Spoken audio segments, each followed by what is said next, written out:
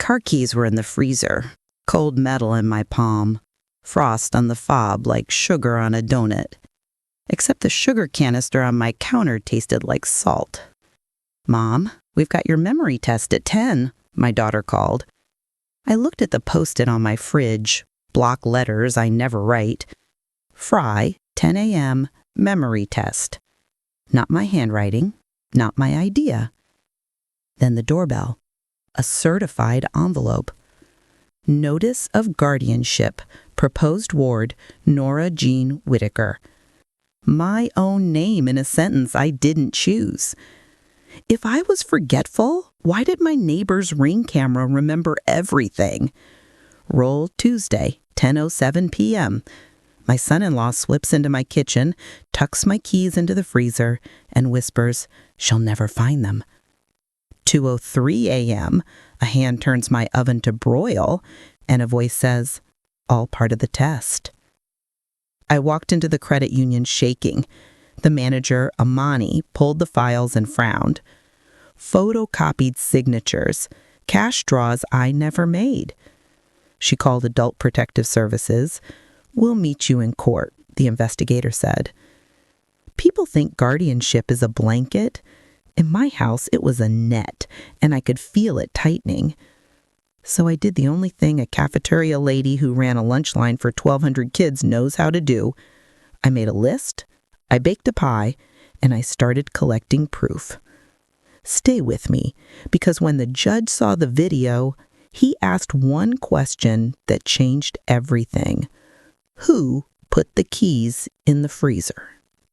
At 9:40, the doorbell rang. Trey shouted from the front hall, "I'll grab it." I dried my hands on a dish towel and followed. A certified letter. He held it up like a game show prize. "It's from the county," he said, grin tightening. I broke the seal and read, "Notice of guardianship petition, proposed ward Nora Jean Whitaker." My name looked wrong on the page, like it was wearing somebody else's coat. My hand shook.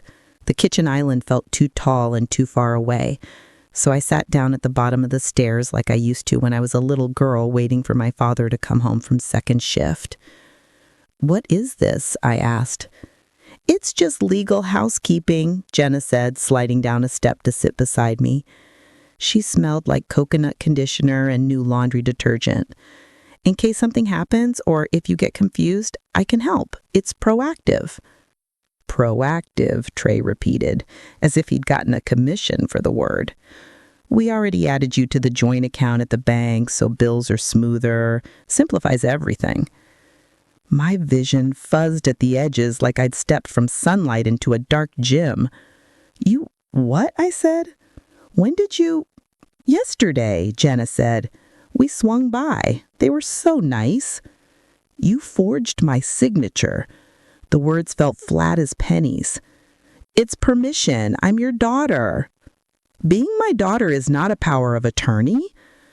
"Mom," Jenna said, the same tone she used when she was 16 and I asked where she'd been.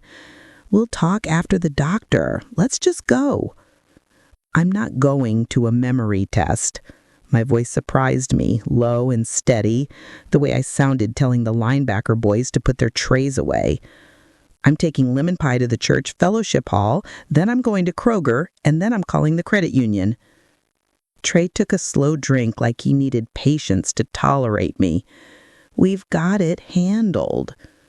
I didn't argue. I put on my cardigan, slid my keys into my pocket, and felt the cold shock of metal.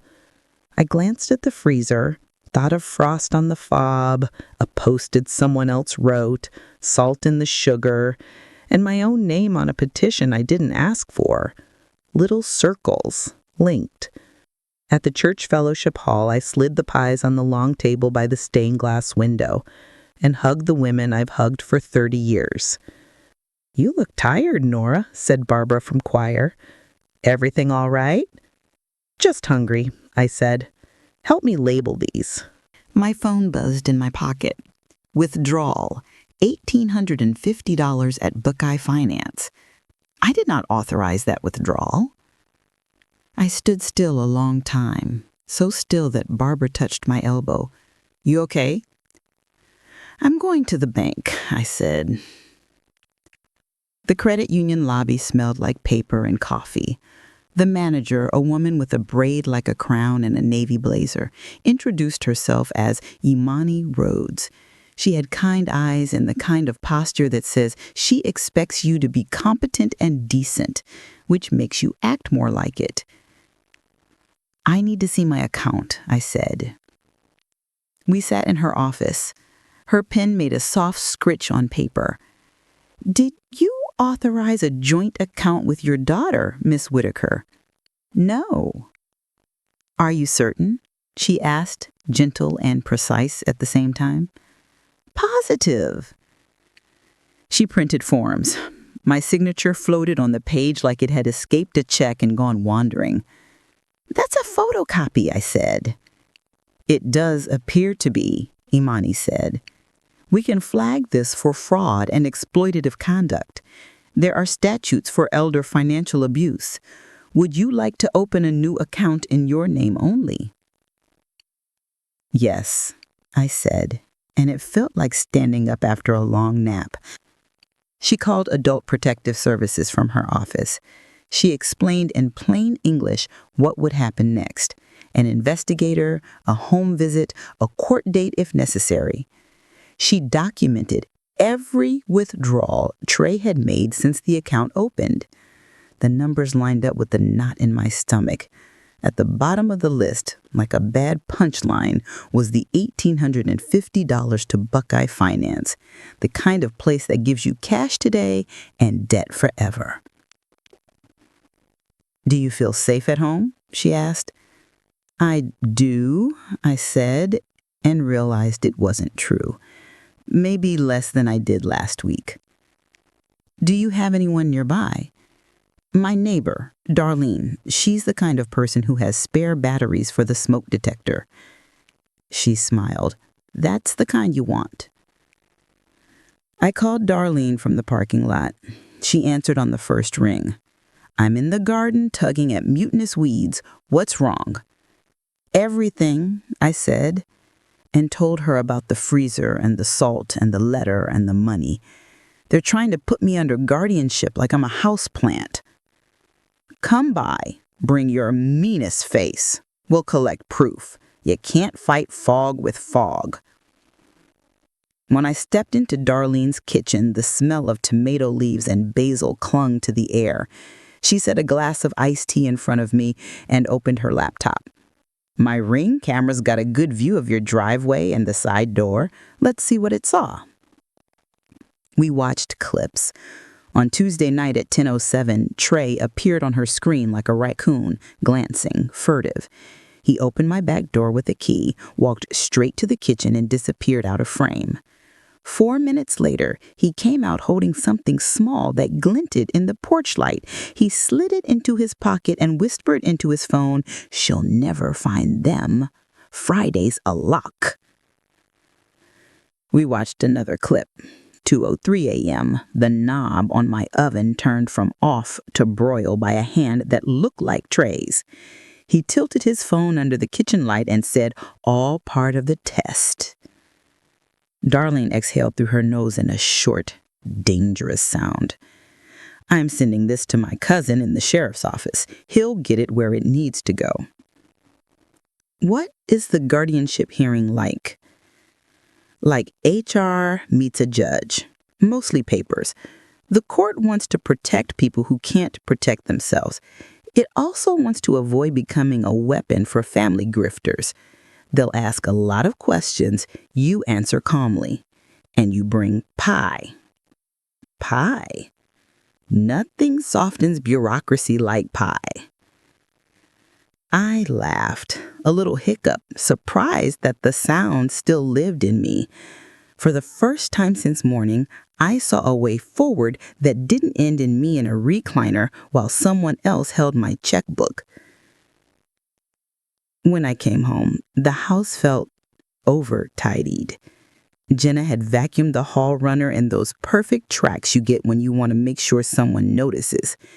There were new throw pillows on the couch, frozen blue with silver stitching. "I made dinner," she called from the kitchen. "Your favorite meatloaf." "I have a favorite when I make it." She set a plate in front of me with a little flourish. Trey sat at the island scrolling on his phone, fork clinking like he was eating somewhere else. Halfway through the first bite, he said, "Oh, did you get the mail? There might be something about the hearing." "Hearing?" "Just a date," Jenna said too quickly. "No big deal." "It's a big deal to me," I said. Trey looked up, interested, like a cat noticing a bird. "No need to get riled. We're protecting you." "Protecting me from what?" "From forgetting the stove on," he said. "From losing your keys, from mixing up ingredients." "I did not forget the stove on," I said. "It happens," Jenna said. "You used to forget field trip forms when I was a kid, and you weren't 62. When you were a kid, I had 300 forms on my desk, and a hairnet on my head, and a lunch line that never ended, and I knew every child's food allergy by heart," I said. "I am not incompetent." Trey smiled like a waiter who's received a bad tip. "Of course you're not." The smile made me colder than the freezer. Sometimes a smile is worse than a shout. I didn't sleep much. I lay awake listening for footsteps out in the hall, every noise a pinprick in my skin. At 2:11 a.m., my phone chimed with the fraud alert. Another withdrawal request, flagged this time and declined. I texted Imani, "Thank you," and rolled to my side. I watched the little dots as she typed back, even at that hour. "You're welcome. Call me at 8. We'll fast-track the new account and lock the old one." At 8 sharp, I called. At 9, an investigator from Adult Protective Services named Martiella Ortiz rang my doorbell. She wore a navy cardigan and carried a notepad. Her eyes were warm, but they missed nothing. "Can we talk in the kitchen?" she asked. We sat at the table. I told her everything I knew and everything I suspected. She asked questions and wrote in neat, quick strokes. She asked if I felt safe, and I said I was getting there. She asked if the people living with me had threatened me. I thought of the letter with my name on it and the oven set to broil and my keys in the freezer. "They don't have to say the word to make it clear," I said. "Okay," she said, and her voice had the steady kindness of someone who walks into bad situations with a toolbox and a prayer. "We'll request an emergency protective order. The guardianship hearing is scheduled for next week. We'll be there." "What do I do until then?" I asked. "Be careful," she said. "Document everything. Don't be alone with the person who stands to benefit from you looking confused." Trey came home right as Mariella was leaving. He looked at her badge, at me, at the folder in her hand, and tucked his smile away like a knife. "Everything okay?" he asked. "Everything's moving," I said. He opened the fridge, closed it, opened it again like he expected something better to appear the second time. "We've been talking about some house improvements, like a security system." "We have one," I said. "I mean a better one, something I can control from my phone." "I think we're done with things you control from your phone." He laughed, short and ugly, then kissed the air next to my cheek. "We all want what's best," he said, and walked down the hall. When the door to the master bedroom clicked shut, I exhaled. The house felt like an aquarium where the glass might crack at any second. I called Darlene, and she came over with a small toolbox, her gray hair in a clip and determination in her step. We changed the screws on the front door to 3-inchers and slid small wedges into the window tracks. "Put your jewelry and cash in my safe for now," she said. "I trust your granddaddy's brooch more than I trust your son-in-law's judgments." "He's not my son-in-law." "Feels like he's trying to be your landlord." That evening, the house performed a trick I didn't know it knew. It sat very still, like it was listening. Jenna came into the kitchen with her head low, hair falling around her face. "I don't want this to be like this," she said. Like what? Like you versus me. It's not, I said, the words reaching for her before I could explain them. It's me versus a paper with my name on it that I didn't ask for. Trey says, stop telling me what Trey says, I snapped, more sharply than I've ever spoken to my child. It surprised us both. Tell me what you say. She looked small, suddenly, like the girl with skinned knees and lime popsicle on her lip. I'm scared, she said. Rent, bills, the car, everything. He said this would make things easier, and I wanted something to be easy. I understand wanting easy, I said. Easy isn't the same as right. She nodded, a small motion like she was learning how to move again. She looked toward the hallway where Trey had disappeared, then back at me, and fear settled over her face like a veil. I have to go, she said. We'll talk tomorrow. At 2:58 a.m., the alarm shrieked like a tornado siren. I was up out of bed before I even understood. Darlene was already in my driveway, in her robe, hands on her hips like a general. Sheriff's deputies pulled up with flashing lights. Trey stood on my porch in a wrinkled shirt, Bluetooth blinking in his ear, hands up in a show of innocence. I live here, he said. You don't, I said from behind Darlene. We're family, he said. We're evidence, Darlene muttered. The deputy asked for ID. Trey provided a license and a smile. The deputy radioed dispatch, then turned to Trey with a sigh that said he'd seen this movie. You've got an outstanding warrant, he said, like he was telling him he had spinach in his teeth. Check forgery. Seems like you tried to cash a check with someone else's signature. He blinked twice, fast, like he'd swallowed wrong. I can explain. I bet you can, the deputy said and cuffed him gently like it was a dance they both knew. Trey looked at me as they walked him to the squad car. His face slid into something that used to scare me when it belonged to a different man in a different kitchen 40 years ago. He mouthed, "This isn't over." He might as well have said, "You will not sleep." Back in Darlene's kitchen, I sat, hands around a mug I didn't drink from. "I'm going to throw up," I said. "You won't," she said. "You'll wash your face and you'll sleep on my couch, and tomorrow you'll eat eggs with toast like a person who has things to do." I don't want to be a person with things to do. And we both laughed because the alternative was crying. In the morning, my phone buzzed with a message from Imani. Protective hold in place. Account freezes complete. Call me at 9. Then one from Mariella. Hearing still set for next week. I'll be there. Do you want to ride? No, I texted. I've stood up before. I can stand up again.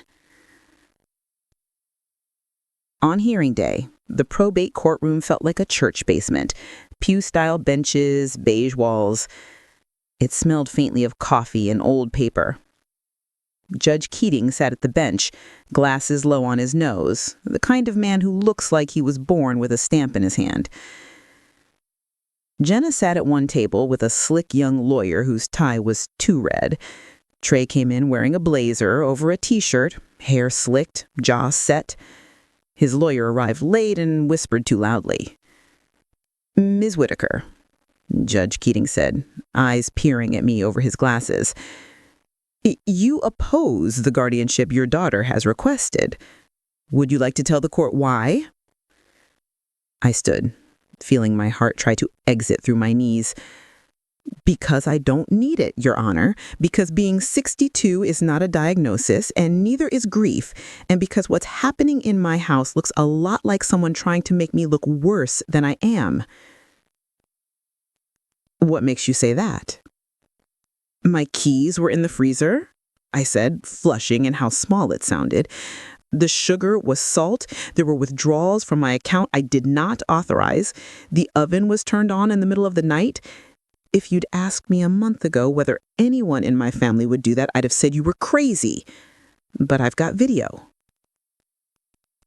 Darlene stood and played the clips on a screen the bailiff rolled in. Trey slouched in his chair like a teenager. The video showed him slipping my keys into the freezer, turning my oven, whispering into his phone, "She's gonna fail Friday, watch." Imani testified that signatures were photocopied. Mariella testified that APS had concerns about coercion and exploitation. The judge listened the way old trees listen to wind. Jenna cried, actual tears that made something in my chest ache. Her lawyer objected twice. Relevance, prejudice, and sat when the judge raised an eyebrow. "Your Honor," the lawyer said, palms up, "my client only wants to ensure her mother's safety. She may have acted hastily, but you can hear the concern." "Haste is a pamphlet," Judge Keating said mildly. "Photocopied signatures, midnight broilers, and cash draws are a chapter book." He turned to me. "Ms. Whitaker, do you have a plan for keeping yourself safe if this petition is denied?" "Yes," I said. "Cameras, locks, a P.O. box, and a neighbor who knows where my extra house key lives. I've moved my banking. I've removed everyone but me from accounts. And I'm going to the legal clinic at the community center on Tuesday to make sure the documents I do want are the ones I sign." He nodded. "Petition denied," he said, gavel light as a tap. "Additionally, a protective order will be issued. Ms. Whitaker's financial and medical decisions remain solely hers unless and until she requests assistance in writing. Ms. Whitaker may choose who enters her residence." Jenna's shoulders shook. She looked at me, eyes huge like a little girl at a thunderclap. Trey exhaled a laugh through his nose and rolled his eyes. The deputy tapped his shoulder. "We've got to chat about that warrant," he said pleasantly, and led him out. On the courthouse steps, the September sun felt like the first warm thing in a week. Jenna approached me with her eyes rimmed red. "Mom," she said, voice a whisper, "I'm sorry. I didn't know what he was doing with the oven. I swear. He said you needed help, and I wanted life to slow down, and he kept saying guardianship like it was a nice blanket." "I know what he said," I said. "I know what you did." She flinched like I'd slapped her. I touched her sleeve. "I love you," I said. "I will always love you. But love without respect is control. You can visit after you call first. You can't live with me right now. You can't be on my accounts. Boundaries are the rent you pay for proximity." She nodded, crying silent tears. "Will you ever forgive me?" she asked. "I'll try," I said. From my porch. Back home, the house held its breath, like it was waiting to see what kind of mother it would have now. Darlene helped me change the Wi-Fi password.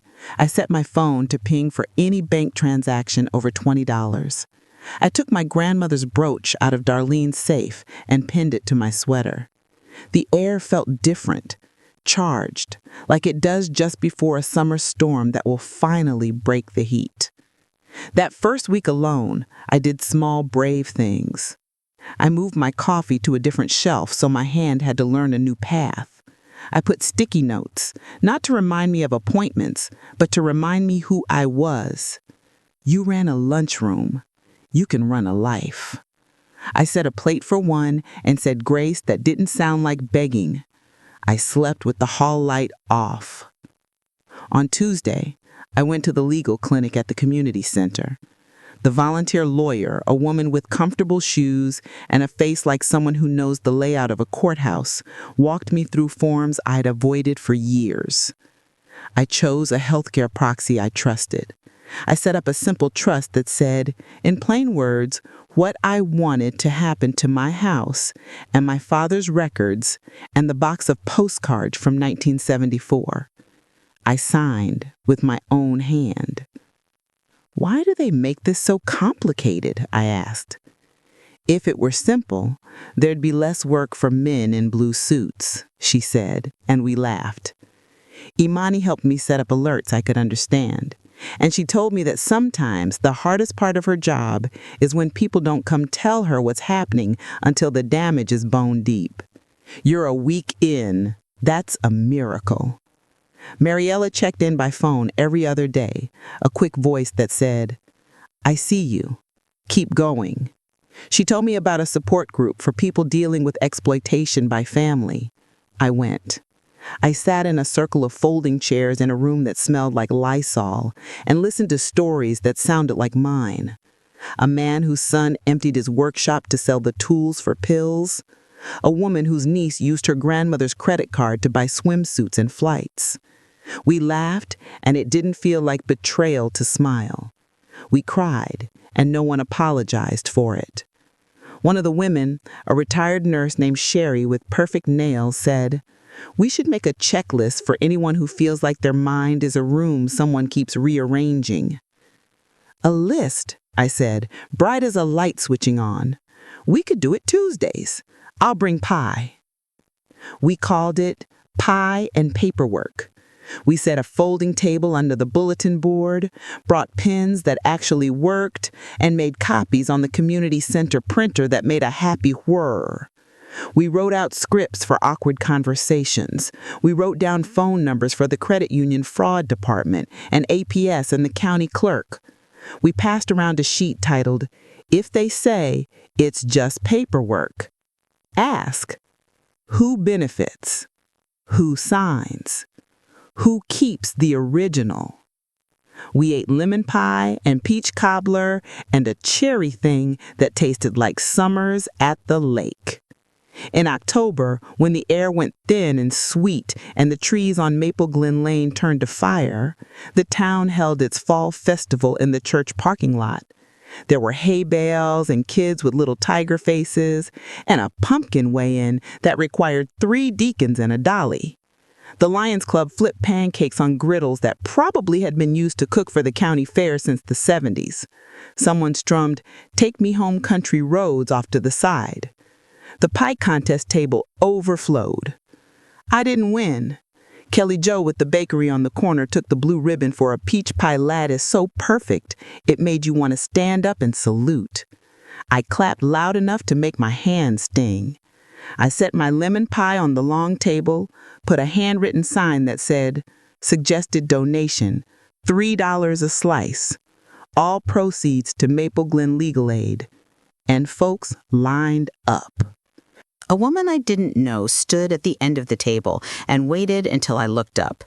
She was 30 maybe, hair pulled into a ponytail so tight it made her sharp cheekbones sharper. "Are you Nora?" she asked. "I am," I said. "My sister's going through something like you did. Her son took her card. He says it's because she forgets, but she doesn't forget that part. Could she come to your Tuesday group?" "Bring her," I said. "Bring 'em all." Later that afternoon, I wrapped a slice of pie in wax paper and walked across the lawn to where Judge Keating stood, off duty, eating a hot dog and talking to the mayor. I waited my turn and handed him the slice.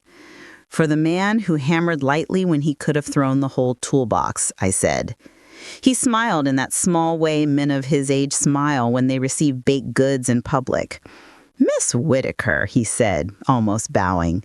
"Ma'am, this is how towns are supposed to work." At home that night, the house was quiet in a way that didn't make me look over my shoulder. I washed my pie plate and dried it with the blue towel my mother embroidered with tiny daisies. I made tea and sat at the kitchen table with a pen. I wrote Jenna a letter. I told her I loved her. I told her she couldn't move back in and she couldn't be on my accounts, and I told her if she wanted to rebuild, I'd meet her in the daylight for coffee and conversation that had nothing to do with forms. I tucked a grocery gift card into the envelope. Not a bribe, not a bailout, a mercy with rules. I wrote, "Boundaries are the rent you pay for proximity." She called a week later from a borrowed phone. "I started at the diner," she said, breathless like a child calling to say she'd made it across the monkey bars. "I'm going to counseling. I'm sorry. I know it doesn't fix things. It starts to, I said. You keep going, you keep your word, we'll keep talking. Trey called from jail. The line clicked and a recorded voice said that he was an inmate and did I consent. I did. I wanted to hear what a man sounds like when he has to talk to a woman he tried to own. You ruined my life, he said without preamble. Your choices did that, I said. You're not so clean. Remember that time you gave me cash for a bill out of an envelope in your desk? How'd you log that, cafeteria lady? By writing it down with a pen. This town only likes you because you bake. This town likes me because I show up. He hung up. On a windy Thursday in November, the mail carrier brought me a small box with no return address. Inside was my grandmother's brooch, the one that went missing the week of the hearing, the one with the lapis stone as blue as a late cornflower. A slip of paper lay beneath it with 3 words in a hand that used to be my baby's. I'm trying, Mom. I pressed the brooch to my heart and felt something in my chest unclench. Trying isn't doing, but it can be the road to it. Winter came early and hard. The first snow fell before Thanksgiving and stayed, dirty around the edges the way snow always looks after the first day. The neighborhood turned on its porch lights at 4 p.m., and the sky went that particular Midwest blue that makes you think of long car rides and casseroles. Pie and paperwork doubled in size. Imani came one Tuesday with pamphlets and a smile, and Mariella came the next with a list of phrases you can use when someone tries to make you feel crazy. I practiced saying no out loud in my kitchen so that when I had to say it to a person, my mouth knew the shape of it. I kept 2 lemon pies cooling on the counter most Wednesdays because I liked the way the house felt when it smelled like work and butter. I slept through the night like a person whose hall light is off on purpose. Once in January, Jenna stood on my porch, wrapped in a thrift store coat and big, hopeful eyes. I opened the door and stepped out and pulled it tight behind me. I'll walk with you to the mailbox, I said. She nodded, and we crunched through snow like people learning a new dance. She didn't ask to come in, and I didn't invite her. Sometimes love is a lot of small kindnesses toward a bigger, hard thing. The day before Valentine's, I received a letter from the county prosecutor about Trey's case. He'd taken a deal, 18 months on check forgery, probation on the exploitation count, and mandated counseling. They'd return what they could from the pawn shop and the finance company and the things that could be made right on paper. I baked a heart-shaped pie because I'm sentimental, not stupid. I wrapped slices and took them to the community center, to the sheriff's office, to Imani at the credit union who laughed and said, "This is the best bribe I've ever received." I took one to Darlene because you must never forget the neighbor who shows up with a toolbox. In March, the church bulletin listed pie and paperwork as a regular thing. Twice a month, bring your questions and your appetite, no shame allowed. A news station in Cincinnati sent a reporter with hair that didn't move. She interviewed me under the fluorescent lights of the community room. Behind her, Sherry walked Mrs. Anders through setting up transaction alerts, and a sweet man named Ken made copies of a sample no thank you script for bank phone calls. "What made you start this?" the reporter asked. I thought about saying lemon pie or my keys in the freezer or a letter from the county with my name like a sentence. I said, I remembered that I know how to run a room. That spring, a woman showed up at Pie and Paperwork, pushing a cart with oxygen. Her granddaughter hovered, too helpful, too eager, a dog too close to the table. We went slow. We used the script. We made calls. The oxygen hissed while she told us about nights alone in a house that used to feel like a blanket and now felt like a trick. She keeps saying it's just paperwork, she said, eyes bright and furious, and I keep feeling crazy for not wanting to sign. Keep that feeling, I said. Write it down. Trust it. In April, Jenna and I sat on the bench in front of the diner after her shift. Her hair was pulled back and her face was the color of somebody who had worked for 8 straight hours. She handed me a paper cup of coffee through the service window. "I'm going back to school," she said. "Not real school, like a certification. Medical billing. My counselor says I'm good with details." "You are," I said. "I know it will never be like it was," she said. "Sometimes that's the gift," I said. We looked down Maple Glen Lane. Potholes patched, daffodils bright as pennies in the church flower bed. The world looked like it does right after Easter, fresh and a little muddy. I told her about pie and paperwork. She asked if she could come help set up the chairs, not stay for the meeting, just haul metal and wipe table crumbs. I said yes. She showed up 15 minutes early with a rag and an earnest face. She stayed 3 meetings in a row and never once said, "We talked about this." By June, the air was thick as soup, the way Ohio gets when the sun sits right on your shoulder. The Tuesday group added a line about power of attorney to the handout, a little note that said, "If it's really for Mom's comfort, it can wait until after lunch. If it can't, ask who benefits most right now." We added Imani's number in bold. We put Mariella's office hours on the bottom. On a Tuesday afternoon, a woman about my age approached the table with trembling hands and said, "My son keeps telling me I'm losing it because I misplaced the remote." She pressed her lips together. "But I remember where I put the good scissors, and that ought to count for something." "It counts for a lot," I said. We wrote down the dates. We wrote down what she knew and what she guessed. We faxed a form to APS because the woman didn't do email. We ate pie. One night in late July, when the sky stayed light like it was trying to apologize for winter, I sat on my porch with a glass of iced tea and listened to the neighborhood. A dog barked. Someone on the next cul-de-sac laughed. A lawnmower droned and then died. I watched my life. Details small and right. My slippers lined up by the door, the hose curled like a sleeping snake, my hanging ferns fat and green. The air smelled like cut grass and hot metal.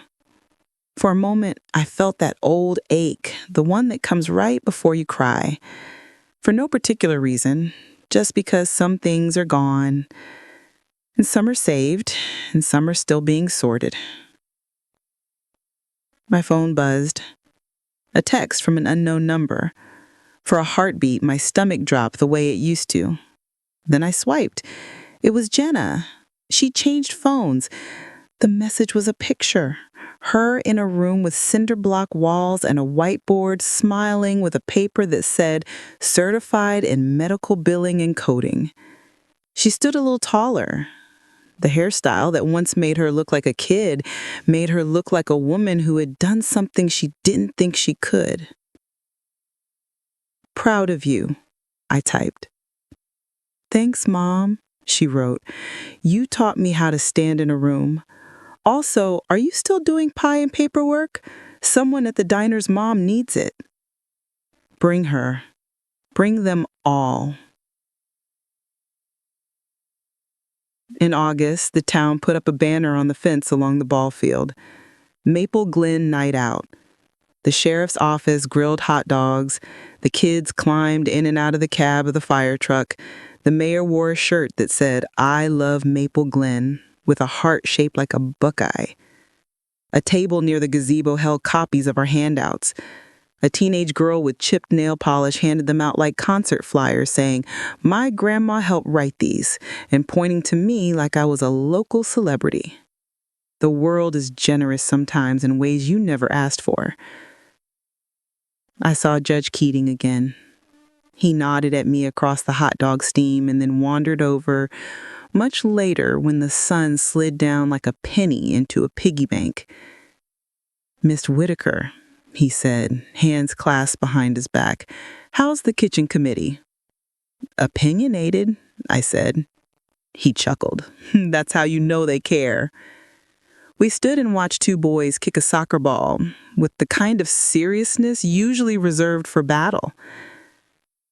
"I wanted to tell you," he said, "that there's been a noticeable increase this year in petitions denied. Folks are bringing more information, better documentation. I suspect your Tuesdays have something to do with that."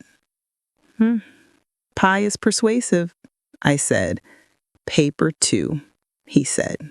On the first cool Saturday of October, the leaves went kind of glorious. Darlene and I sat on my porch with coffee. She wore a sweatshirt advertising a long-ago 5K and socks with pumpkins. We watched a moving truck across the street and speculated, as is the right of neighbors everywhere. "You know," she said, "I've lived here 38 years and never thought I'd need a spreadsheet to keep track of who needs what help. Now I've got one. I color code. It's thrilling." "I'm glad you like charts," I said. "I like pie." She smiled at me over the rim of her mug. "You know that first morning in your kitchen when you said everything like it was a diagnosis?" I remember. "You didn't say that today," she said.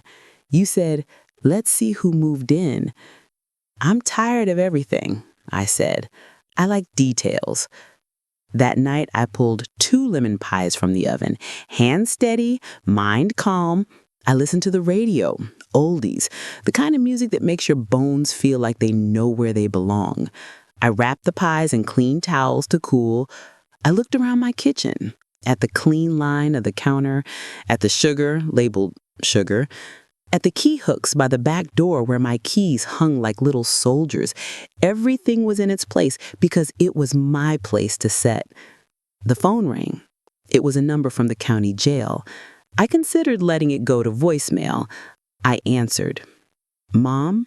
Trey said, and for the first time in months, his voice didn't have that shine that made my shoulders tighten. He sounded flat, used up, a man who could see the bottom of his own choices. "He heard you've been going on TV with your group?"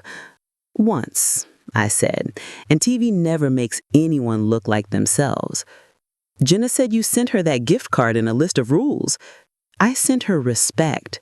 It comes with rules." There was a long silence, the kind that makes you think you've lost the connection. "I used to think control was love," he said finally.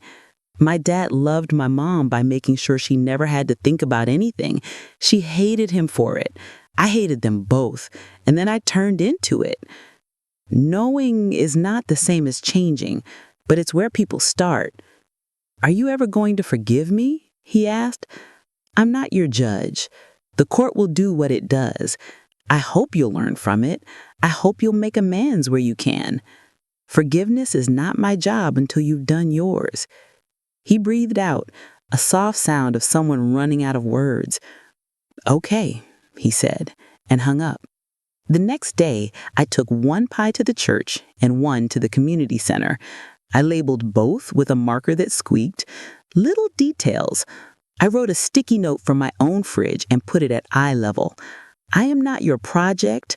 I am not your wallet. I am not your alibi. I am the woman who runs the room." On a soft Sunday in November, after church, I sat in the pew for a long time after everyone else had left, listening to the hollow of the sanctuary. The stained glass threw color on the carpet like confetti. I thought about Lyle in his blue recliner the night he died. He would have loved all this, the bustle, the paper, the way the town leaned toward one another. He would have hated Trey. He would have forgiven Jenna faster than me and made me tea and told me that boundaries are mercy if you keep them like promises. I whispered thank you to him and to the God who keeps kitchen ladies standing. On the way out, Barbara from choir squeezed my hands. "You look settled," she said. "I am. Not perfect, not spared, but settled." At the end of November, our Tuesday group hosted a potluck, 8 pies, 3 pans of lasagna, a crock pot of soup that tasted like every church basement in America. We invited the credit union staff and the APS office and anyone who had ever circled a mistake on a form. The mayor came and spilled his sweet tea and helped mop it up with a laugh that made him seem human. We went around the room and said one good thing we'd learned. Mine was simple. I'm allowed to be the person who decides.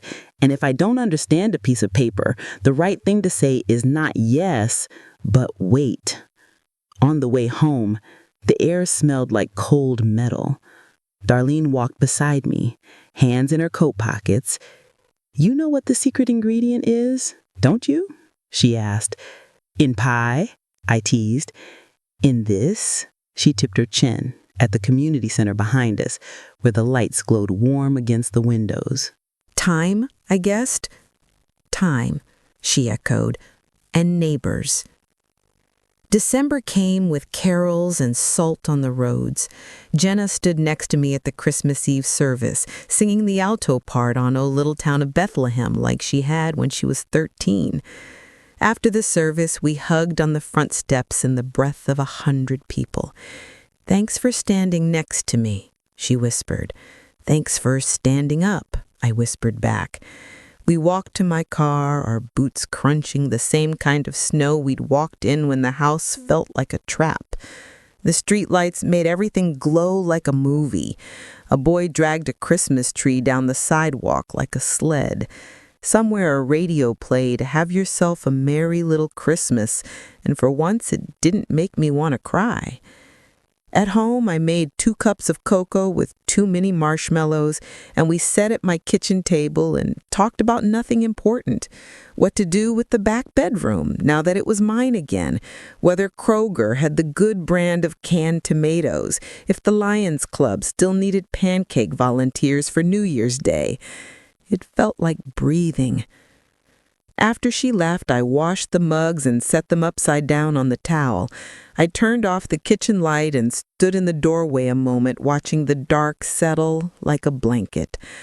I thought about the freezer and the salt and the letter with my name on it, the way a handful of small changes can make a whole life tilt. I thought about pie and paper and the weight of a key in your palm when you know exactly where it belongs. In January, when the calendar went clean and the town looked like a pencil drawing, I got a letter from the court confirming the end of Trey's case. Probation set, restitution plan in place, counseling required. It wasn't triumph, and it wasn't a tragedy. It was administration, the boring middle that gets the world from one place to another. I put the letter in a folder labeled "Legal Things" and felt inexplicably proud of myself for labeling it something I would actually recognize later. On a Tuesday afternoon, a woman with a voice like warm bread called to ask if she could bring her mother to our group. "She says she's fine," the daughter whispered, "but the sugar is salt." "Bring her," I said. "We start at 6. There's pie."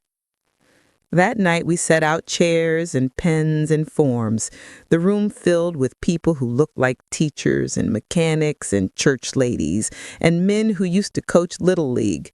Amani set up a little table with pamphlets.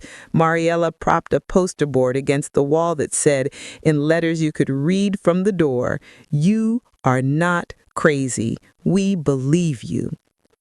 Darlene placed napkins. Jenna wiped down the whiteboard with careful strokes. I stood in front of the group with my hands on the back of a chair to steady the little tremor I still get when I'm about to address a room. It's a good tremor. It says, "This matters." "Welcome," I said. "I'm Nora. If you're here, it's because somebody put salt in your sugar, or a Post-it on your fridge that wasn't yours, or a piece of paper in front of you that made you feel small. This is a room where you get to be big again." People laughed, a low, warm sound, and leaned forward like plants toward sun. We went around the room and said names. We passed pens. We ate pie. We wrote down what we knew and what we suspected and what we did not have to prove alone. We practiced saying no and wait and "I need to read this again." We practiced saying I'll get back to you after I call the bank. We wrote down the number for people who answer at midnight when you can't sleep because your mind is a room someone keeps rearranging. Later, after the last chair was stacked and the last plate rinsed and dried, Jenna and I stood in the doorway of the community room looking out at the hallway. The fluorescent lights buzzed and the bulletin board fluttered with pictures of youth basketball and quilting club and a flyer for a blood drive. "You know," she said softly, "if you told me a year ago I'd be spending Tuesday nights wiping down tables at something called pie and paperwork, I would have laughed. If you told me a year ago I'd be standing here on 2 feet, I would have cried." She took a breath. "I'm sorry, Mom. I know. Keep being it." When we walked to the car, the night was cold and clear and full of breath like a dog on a window. The stars looked like a scatter of coarse salt across a table, and for once, the image didn't make me flinch. The next morning, I woke at 5 like a habit I'll never break. I made coffee strong enough to stand a spoon in and opened the kitchen blinds to the waking light. I pulled out flour and butter and lemons and set the sugar canister by my elbow. I measured, I zested, I poured, I baked. While the pies cooled on a towel, I wrote the day's list on an index card. Call Amani about Mrs. Anders' form. Text Mariella the date change for the clinic. Ask Darlene if she has a spare light bulb. Take pie to the sheriff's office. It is not glamorous saving a life with lists and pie. It is effective. By 9 a.m., the kitchen smelled like a place where joy has a job. I put on my sweater, pinned my grandmother's brooch over my heart, and hung my keys on the hook by the door where they belong. I stepped onto the porch and looked up and down Maple Glen Lane. The mailboxes were quiet and sturdy, the sidewalks cracked and good, the leaves brown and crisp, the world set the way it should be in that moment. I locked the door behind me, the click crisp and delicious, and went to run the room. In spring again, at the festival, when the pie table groaned and the kids ran in loops around their parents and the brass band played Stars and Stripes Forever, I put a slice of lemon pie into a small paper boat and handed it to a woman who said, like she was telling me a secret, "I stood up in court. I thought I was going to throw up. I didn't. He had to leave my house." "You did that," I said.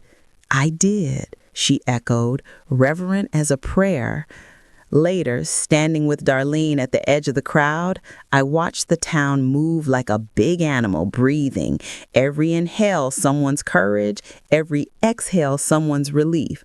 I thought of all the kitchens where sugar is sugar and keys hang by the door.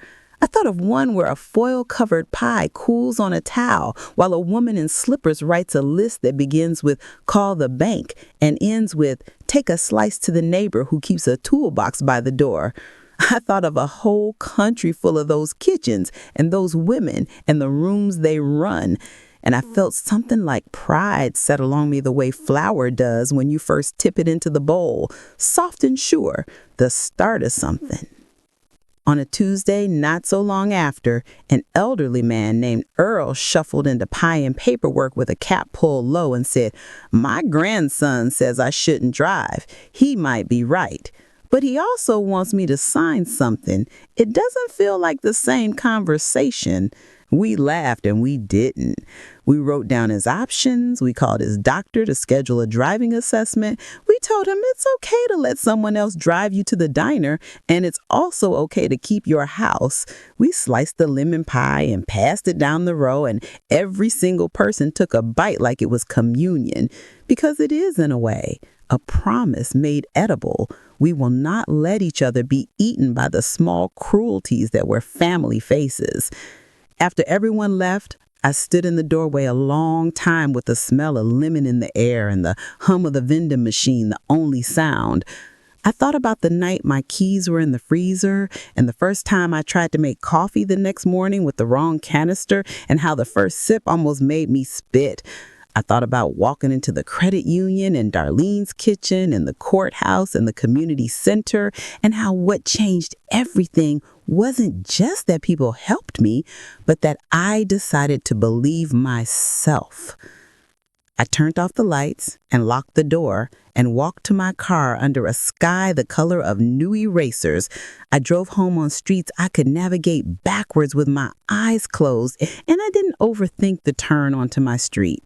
I pulled into my driveway and waved at the new couple across the way wrangling a toddler and a golden retriever who looked like a couch with legs. I went inside and hung my keys on the hook, and the sound they made when they hit the wood was so ordinary and so sacred that I stood there a long minute listening. If you come to Maple Glen on a Tuesday night and follow the smell of coffee and paper and butter, you'll find us. We're the women with pens and pie, the men with caps and questions, the folks who picked up a life from the floor and didn't apologize for the noise it made. We won't call it a movement. We'll call it Tuesday. We'll call it the way we live now, with sugar labeled sugar, with doors that lock from the inside, with neighbors who answer the phone at strange hours, and with a kind of love that tells the truth, even when it shakes. I keep an index card on my fridge. It says 3 things in shaky, Sharpie letters that smudge if you run a wet finger over them. It says, I am not your project. I am not your wallet. I am not your alibi. Sometimes I add a 4th when the day was long and the room took more of me than I expected. I am the woman who runs the room. I say it out loud as the kettle starts to whisper and the oven ticks as it cools. It's the sound of boundaries and mercy, of plans and pies. It's the sound you make when you remember at last that you're the one holding the pen.